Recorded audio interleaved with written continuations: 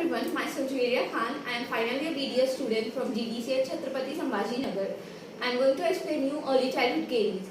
Early childhood caries refers to caries under the age group of 5 years. A child under the age group of 5 years has early childhood caries if the child currently has a decayed tooth, has lost a tooth due to tooth decay, or has a cavity filled. What does the tooth decay in early childhood caries look like? It manifests itself as small brown or white spots on the children's teeth. If it is not treated at the proper time, it will cause destruction of all or some of the crown structure, leading to only stumps above the gum line. Okay, in early childhood caries manifest as you can see in this case, the crown has almost destructed and there are only stumps above the gum line. In this case, the tooth has been grossly destructed as it was not treated on time.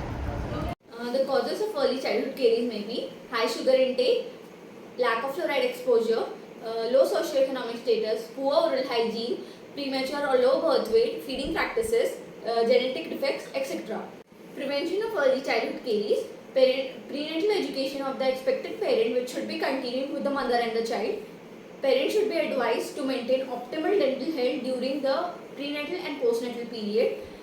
Parents should also be advised not to put their child with a baby bottle to bed, as it may potentially lead to tooth decay. Maintenance of good oral hygiene of the child.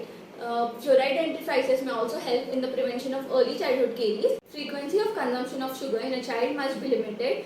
Parents must be rightly guided about the diet and nutrition of a child. Water fluoridation program may also help in prevention of early childhood caries. Thank you.